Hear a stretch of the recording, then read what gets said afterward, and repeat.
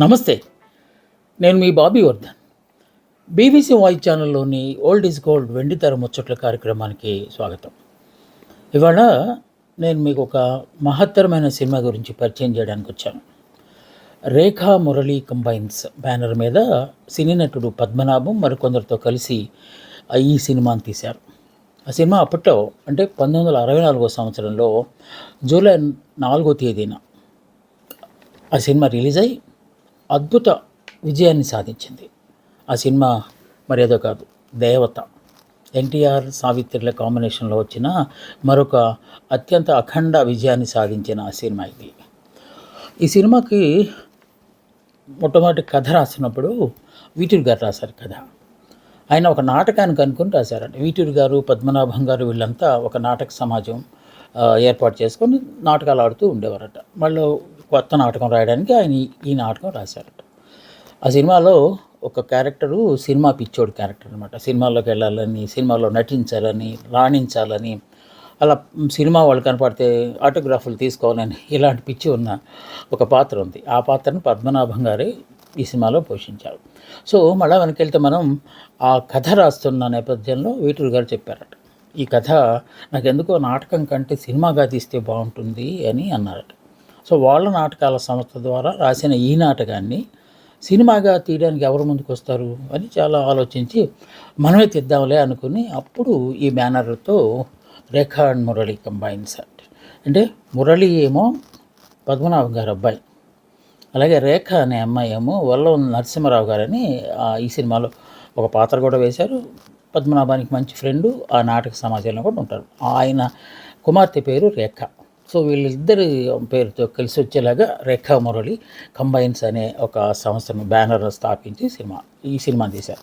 దీనికి మాటలు, కథ, స్క్రీన్ ప్లే వీటూరి గారు రాస్తే, ఇక నిర్మాతలుగా పద్మనాభం, బి పురుషోత్తమ్ అని మరొకరు ఉన్నారు. ఇంకొంతమంది కూడా జాయిన్ అయ్యారు మధ్యలో. ఇక సినిమా డైరెక్టర్గా కె హేమాంబరధరరావు గారని అప్పట్లో ఆయన మంచి మంచి సినిమాలు తీస్తున్నారు. ఆయనకి అవకాశం ఇచ్చారు. ఇక సంగీతం విషయంలోకి వచ్చేసరికి దీంట్లో పాటలు ఎక్కువగా ఉంటాయి, మాధుర్య ప్రధానమైన పాటలు కూడా ఉంటాయి కనుక ఎస్పి కోదండపాణి గారికి ఆ బాధ్యత అప్పగించారు.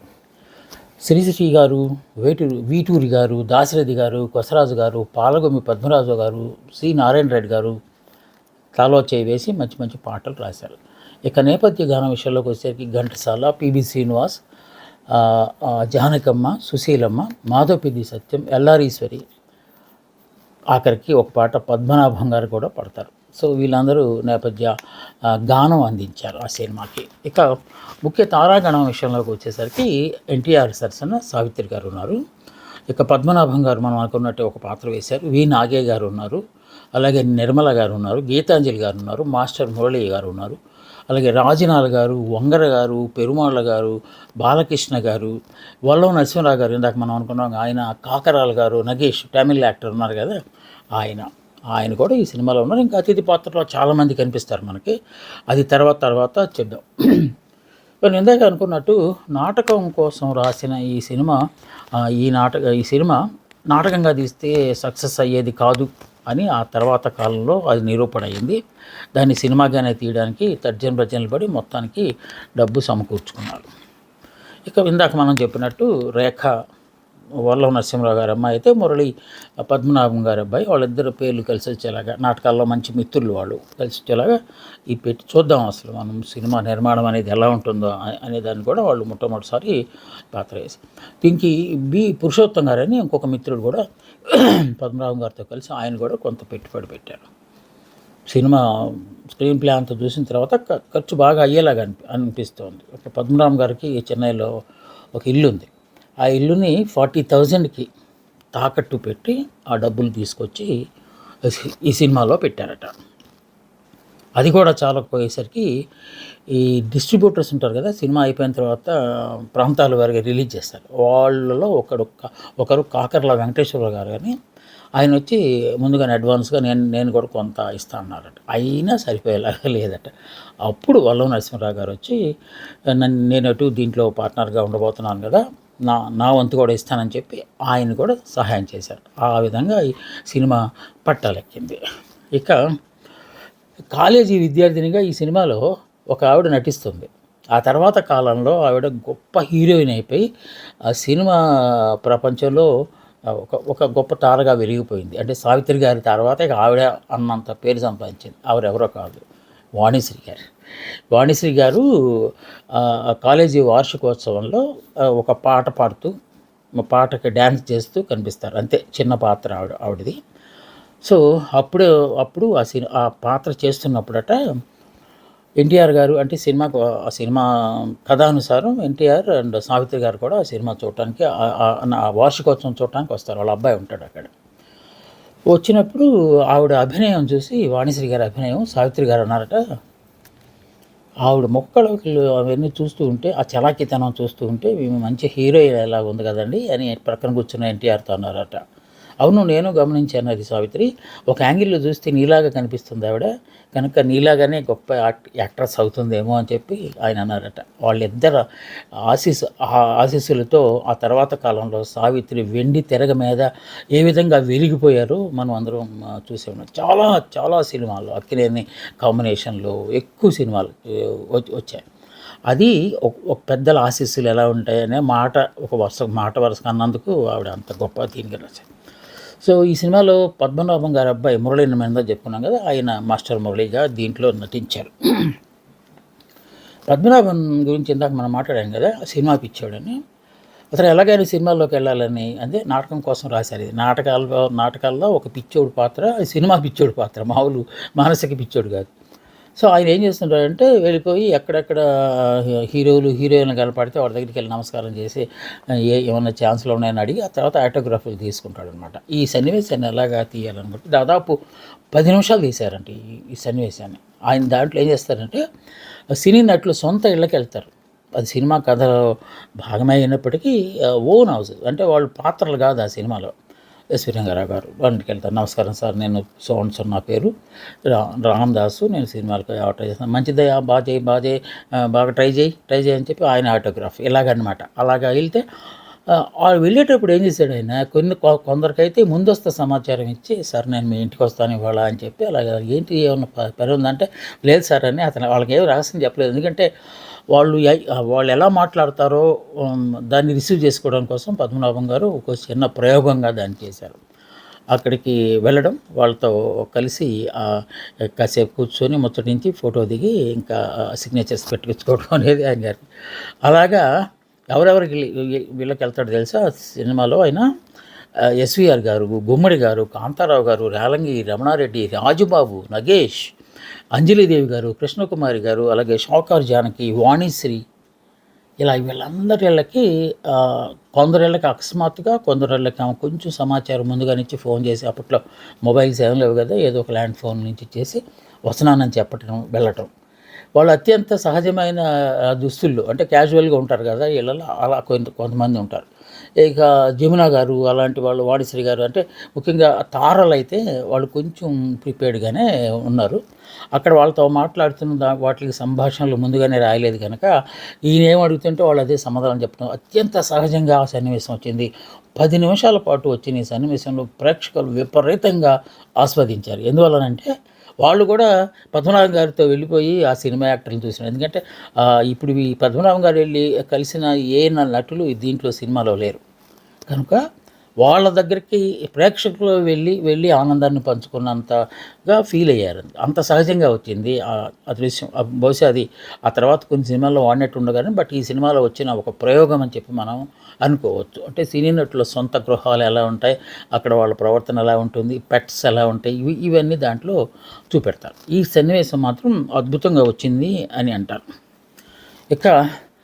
ఇక తారాగణానికి కొంచెం వెనక్కి వెళ్దాం మనం. మళ్ళీ ముందు ఏంటంటే, కథ అయిపోయిన తర్వాత ఎవరెవరు అయితే బాగుంటుంది అని చెప్పారు. వీటూరు గారు, ఎన్టీఆర్ గారా అంత పెద్ద ఆయన దగ్గరికి మళ్ళాంటి చోటాగాళ్ళు వెళ్తే ఎలా ఉంటుంది, లేదా ఆయన చాలా మంచి ఆయన, నీకు తెలియదు, వెళదాం పదని వేటూరు గారు పద్మనాభం గారు కలిసి వెళ్ళారట. పద్మనాభం గారు పాపం చేతులు కట్టుకుని నిలబడి సార్ అని చెప్తూ ఉంటే, ఏంటయ్యా ఎందుకు అలాగా, ఇక ఏంటి విషయం అని చెప్తే కథ చెప్పారు. చాలా బాగుంది ఈ కథ, నేను చేస్తాను అన్నారట. అమ్మయ్య అనుకుని నెక్స్ట్ వాణిశ్రీ గారు, ఎన్టీఆర్ సరసన వాణిశ్రీ గారు అయితేనే ఈ సినిమా నిండుగా వస్తుంది అని చెప్పి వేటూరు గారు ఈయనకేమో గుండెల్లో దడ పట్టుకుంది పద్మనాభం గారు. ఏంటి ఈయన ఇంత పెద్ద పెద్ద పేర్లు చెప్తారంటే, నా అలాంటి చిన్నోడు తీస్తున్న సినిమాకి అలాంటి పెద్దవాళ్ళని ఎలా ఒప్పించగలము అనుకుని సావిత్రి గారి దగ్గరికి వెళ్ళారట. వెళ్ళేసి వీటి గారు చాలా టెక్నిక్ ఉపయోగిస్తారట. ఆయన దగ్గరికి వెళ్ళి, అమ్మ ఎన్టీఆర్ గారు ఓకే చేశారు, వారి సరసన మీరుంటే బాగుంటుంది అనుకున్నాము అని చెప్తారట. అది చెప్పగానే నేను నటిస్తానికి నాకేం అభ్యంతరం లేదండి, కాకుంటే నాకు ఇప్పుడు 3వ నెల గర్భము, మీరు కనుక సినిమా ఆలస్యం అయితే నాకు అప్పుడు ప్రసవం వచ్చే సమయం అవుతుందేమో, అప్పుడు నాకు కష్టం అవుతుంది కదా అని చెప్పి అంటే, లేదమ్మా ఈ సినిమాని మేము 3 నెలల్లోనే తీస్తాం. అవునా, 3 నెలల్లో సినిమా కంప్లీట్ చేస్తారా అని ఆవిడ ఆశ్చర్యపోయి, మీరు ఎలాగంటే నాకేం ప్రాబ్లం లేదు అని చెప్పి నేను 100 రూపాయలు అడ్వాన్స్ ఇచ్చారండి పద్మనాభం గారు. ఆ 100 రూపాయల నోటు కింద పడిపోయింది. అంటే అది సాధారణంగా అలాంటి సెంటిమెంట్లని కొంతమంది నమ్ముతారు. ఇదేంటి ఆదిలోని అంశపాదలాగా ఇలాగ పడింది, ఇదేమో అపశకునమేమో అని అనుకోకుండా వాణిశ్రీ గారు అంటే, చూసారా ధనము కింద పడిపోయిన ధనం మళ్ళీ నా చేతిలోకి వస్తుందంటే నాకు రాకుండా అవకాశం వేరే వాళ్ళకి వస్తుందేమో, కానీ మళ్ళీ నాకే వచ్చింది అని చెప్పడానికి ఇది ఒక శుభ సూచకంగా నేను భావిస్తున్నాను అని చెప్పి ఆవిడ చాలా పాజిటివ్గా, అంటే వచ్చిన వాళ్ళు బాధపడకుండా ఉంటారని చెప్పి అలా చెప్పి తన ఉదార స్వభావాన్ని చాటుకున్నారట. సో ఇక అది అయిపోయిన తర్వాత నిర్మాణ సమయంలో ఈ సినిమాలో చిత్తూరు వి నాగయ్య, అదే వి నాగయ్య గారిని చిత్తూరు నాగయ్య గారు అంటారు, ఆ ప్రాంతం నుంచి వచ్చారు కనుక ఆయనకి పద్మశ్రీ అవార్డు వచ్చింది. సో సెట్లోనే ఒక పెద్ద సన్మాన సభ ఏర్పాటు చేసేసి ఆయనకి సన్మానించారంట. చాలా సంతోషపడిపోయారంట. ఎందుకంటే చాలామంది అంటూ ఉంటారు, నేను సినిమాలో నటిస్తుండగానే చనిపోవాలి, లేకపోతే పురస్కారాలు రావాలంటూ ఉంటారు కదా, అలాంటి సెంటిమెంట్ ఇక్కడ పండింది. సో పద్మశ్రీ అవార్డు వచ్చిన చిత్తూరు నాగయ్య గారిని ఈ సినిమాలో బాగా సన్మానించారట. ఇంకొక విచిత్రమైన సంఘటన ఈ సినిమాలో జరిగింది. ఈ సినిమాలో ఎన్టీఆర్ సావిత్రికి కన్నుల్లో మిసమిసలు కనిపించని అనే పాట ఉంటుంది. అదొక డ్యామ్ దగ్గర, వాటర్ డ్యామ్ దగ్గర తీస్తారు. సంతనూరు అని మద్రాస్కి కాస్తంత దూరంలో, అంటే చాలా దూరం, అది అడవుల్లో ఉంటుంది అనమాట. అక్కడికి పద్మనాభం గారు, ఎన్టీ రామారావు గారు, సావిత్రి గారు అట్నుంచి అటు వస్తున్నారట. ఎన్టీ రామారావు గారు, వీచూరి గారు, హేమాంబరధరరావు గారు బయలుదేరారట అంబాసిడర్ కారు. మధ్యలో ఎలాగోలాగా ఇరుక్కొని కూర్చున్నారట. వెనక సీట్లో ఒక పెద్ద ఆయన నిద్రపోతున్నారట, పడుకుని ఉన్నారట. నిద్రపోవటం అంటే పడుకుని ఉన్నారట. వెళ్తూ ఉంటే అర్ధరాత్రి వచ్చేసరికి ఒక చోట సడన్గా లైట్ల కాంతిలో పెద్ద పులి కనిపించింది రోడ్డు మీద. ఆసేపు ఇంకా అసలు ప్రాణాలు పై పోయి మెల్లగా ప్రక్కగా తీసి ఆపి స్లోగా వెళ్ళిపోయారట. వెళ్ళిపోయిన తర్వాత అమ్మయ్య గాలి పీల్చుకున్న తర్వాత వీటూరు గారు అడిగారట పద్మనాభాన్ని, అవును పులిని చూసి నీకేం నీకు భయమే లేదంటే, నా భయం అంతా ఎదురుగా ఉన్న పులి గురించి కాదు, వెనక పడుకున్న సింహం గురించి అని చెప్పి, అంటే ఆయన మీద ఉన్న రెస్పెక్ట్ ఆ విధంగా చూపెట్టారు. ఎన్టీఆర్ గారికి తొలి నుంచి అంత గౌరవం ఉండేది. ఇక తెల్లవారిపోయిన తర్వాత, సార్ రాత్రి ఒక చిన్న సంఘటన జరిగింది అని చెప్పారండి. ఏంటైనా, ఎదురుగా పులి వచ్చింది సార్, భయపడిపోయానంటే, అదేంటారే నన్ను కూడా లేపాల్సింది కదా, అవును మీకు భయం ఏమి వేయలేదా అంటే, నా భయం అంతా వెనకున్న సింహం గురించే కానీ ముందున్న పులి గురించి కాదని చెప్పారండి పద్మనాభం గారు అని వీటూరు గారు చెప్పగానే, ఎన్టీ రామారావు గారు చిన్న పిల్లవాళ్ళలాగా పడి నవ్వారంటే, ఏంటంటే ఆ సన్నివేశం ఒకసారి గుర్తు చేసుకున్నారంట, వెనక సింహం గురించే అనే దాని గురించి. సో అలాగా కొన్ని మంచి మంచి సంఘటనలు ఈ సినిమాని తో ఉన్నాయి. అలాగే ఈ సినిమా విషయంలోకి వచ్చేసరికి ఒక మంచి పాట, అంటే అన్ని మంచి పాటలే, ఇది బొమ్మను చేసి ప్రాణమ్మ పోసి అని ఒక ఘంటసాల గారు మనసు అసలు ద్రవించిపోయేలాగా పాడిన పాట ఒకటి ఉంది. ఆ పాట వీటూరు గారే రాస్తారు. ఎందుకంటే ఈ సినిమాలో ఎక్కువ పాటలు వీటూరు గారే రాశారు. సో ఆయన పల్లవైతే రాశారంట, బొమ్మను చేసి ప్రాణం పోసి అని పెట్టేశారంట. రేపు రాస్తాను అసలు రావట్లేదంట. 20 రోజులు అయిపోయిందంట. సినిమా ఏమో సావిత్రి గారికి మనం 3 నెలల్లో తీస్తామని చెప్పేసాము, ఇంకా పాట రాకపోతే ఎలా గురువు గారు అని చెప్పి అనుకుంటున్న దశలో మళ్ళీ అన్నారంటే, ఒకసారి పెద్ద ఆయన అడిగి చూద్దామా శ్రీశ్రీ గారిని, ఇవి సెంటిమెంటల్ సాంగు, ఫిలసాఫికల్ సాంగు, ఆయన ఏమంటారని చెప్పి తీసుకెళ్ళి చెప్పగానే ఏమన్నా రాసేద్దాం అని చెప్పి 2 రోజులు రాసి ఇచ్చారు. వీటూరు గారు అసలు ఆనంద బాష్పాలు కలిసారట. నేనైతే ఇంత గొప్పగా ఈ పాటను రాసేవాడిని కాదేమో అని చెప్పి ఆయన అన్నారు. వీటూరి గారు అన్నారట. ఆ సినిమా ఎంత గొప్పదైందో ఆ తర్వాత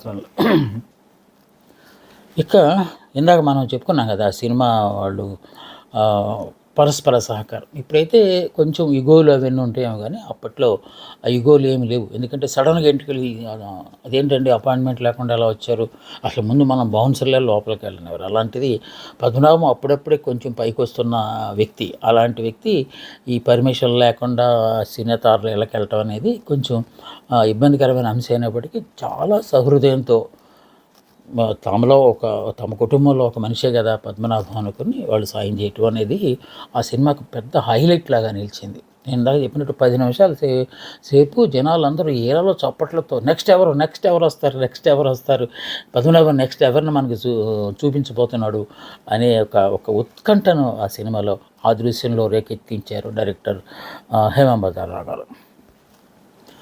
ఇంత సినిమా ఈ సినిమాని పద్మనాభం లాంటి ఒక చోట నటుడు ఈ సినిమా తీస్తే అది ప్రివ్యూ వేసిన రోజు చాలామంది పెద్ద వాళ్ళు, కేవీ రెడ్డి గారు అలాంటి వాళ్ళు కూడా ఆ సినిమాకి వెళ్ళారంట. వెళ్ళి అద్భుతమైన సినిమా తీసావయ్యా, చిన్నది ఏదో చిన్న థ్రెడ్ పట్టుకుని ఈ సినిమాలో ఒక సినిమా పిచ్చే ఉంటాడు అన్న దాన్ని ఒక సమాంతరంగా ఒక చిన్న కథ తీసుకొని ఆ తర్వాత ఒక మళ్ళీ విషాద కథను ఇంకో ప్రక్క నడిపిస్తూ అటు హాస్యాన్ని ఇటు దీన్ని కంబైన్డ్గా చేసుకొచ్చాడు.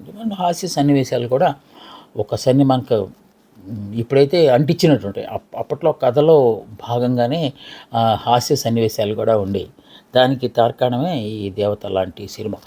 ఆ సినిమాలో వచ్చి ఒక విషాద సన్నివేశం రాబోతుందంటే వెంటనే మళ్ళీ కామెడీ ట్రాక్ని తీసుకొచ్చి పెట్టడం అనేది పద్మనాభం గారే స్వయంగా ఒక పాట పాడారు దీంట్లో. నా పేరు అనేది మా ఊరు మదరాసు, నా పేరు రామదాసు అనే పాటని గీతాంజలి గారితో నాట్యం చేస్తూ ఒక హీరోలాగా టిప్ టాప్గా డ్రెస్ వేసుకుని పాడతారు ఆయన పద్మనాభం గారు ఈ సినిమాలో ఒక పాటని.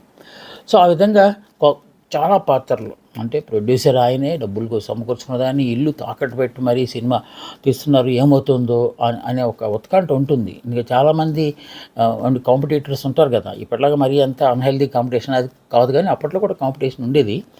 ఎలా ఉంటుందో ఈ సినిమా ఎలా అవుతుందో, కొంతమంది అయితే ఎలా ఆడుతుందో చూద్దాం అని అనుకునే వాళ్ళు ఉన్నారు, ఎందుకు ఆడదనే వాళ్ళు కూడా ఉండేవారు అప్పట్లో. ఇక ఆ పరంపర దేవత సినిమా రిలీజ్ అయింది, అఖండ విజయం సాధించింది. ఆ సినిమాతో ఆకుండా పద్మనాభం గారు రేఖా మురళి కంబైన్స్తో చాలా సినిమాలు తీశారు. వాటిల్లో పొట్టి ప్లేడరు, శ్రీ శ్రీ శ్రీ మర్యాద రామన్న, శ్రీరామ కథ, అలాగే కథానాయకమల్ల, జాతకరత్న మిడతం బొట్లు, ఆజన్మ బ్రహ్మచారి, ఇంకో మహత్తరమైన సినిమా దేవతలాగా మాంగళ్యవాది. ఈ సినిమాలన్నీ పద్మనాభం గారు ఈ రేఖా అండ్ మురళి కంబైన్స్తో దాంతోనే తీసి అఖండ విజయాలు సాధించారు. అంటే పద్మనాభం గారు కూడా దాంట్లో ఉంటారు, బట్ ఆ సినిమాలు బాగా ఆడించుకోగలిగారు. ఇక ఈ సినిమాలో మహత్తరమైన పాటలు ఉన్నాయని మీకు ఇందాక నుంచి చెప్తూ వస్తున్నాను కదా, వాటిల్లో ఒకటంటే టాప్ సాంగ్ ఇది ఇప్పుడు వచ్చినా కూడా మనకి ఒక రకమైన పొలకింత వస్తుంది కదా. ఆలయాన వెలసిన ఆ దేవుని రీతి, ఇల్లాలే జగతికి జీవన జ్యోతి, ఇల్లాలే జగతికి జీవన జ్యోతి. ఈ పాట ఒకటి కోదండపాండి గారు అద్భుతంగా రాశారు. అలాగే ఒక డ్యూయట్ విషయానికి వచ్చేసరికి కన్నుల్లో మిసమిసలు కనిపించని, గుండెల్లో గుసగుసలు వినిపించని, కన్నుల్లో మిసమిస కనిపించని. ఈ పాట కూడా చాలా సూపర్ హిట్ అయింది అప్పట్లో. ఇంకో పాట తొలి వలపే పదే పదే పిలిచే, ఎదలోపల సందడి చేసే, ఇదొకటి. నాకు చెప్పిన మా ఊరు మదరాసు అనే పాట ఒకటి ఉంది. ఇంకా అసలు పాట వీటూరి గారి ఆపేస్తే శ్రీశ్రీ గారు పూర్తి చేసిన పాట, అది వస్తుంటే నిజంగానే గొప్ప ఫిలసాఫికల్ సాంగ్ అది. బ్రతుకంత బాధగా కలలోని గాథగా కన్నీటి ధారగా కరిగిపోయే తలచేది జరగదు, జరిగేది తెలియదు. బొమ్మను చేసి ప్రాణము పోసి ఆడేవు నీకిది వేడుక. గుండెను గారడి చేసి గుండెను కోసి నవ్వేవు ఈ వింత చాలిక. బొమ్మను చేసి ప్రాణము పోసి నవ్వేవు నీకిది వేడుక. ఈ పాట నిజంగానే ఏదో నాకున్న చిరుస్వరంతో పాడాను, కానీ అద్భుతమైన పాట ఇది. ఘంటసాల గారు నిజంగా ప్రాణం పెట్టి ఈ పాట పాడారేమో అని అనిపిస్తుంది. చూడండి, ఈ పాటలతో పాటు అద్భుతమైన కథనంతో సినిమా నడుస్తుంది. మీకు వీలుంటే చూడండి, యూట్యూబ్లో దేవత సినిమా మీకు కనిపిస్తుంది. మళ్ళీ ఇంకొక సినిమా గురించి నేను మీతో ముచ్చటించడానికి వస్తాను. అంతగా సెలవు. నమస్తే, మీ బాబీ వర్ధన్.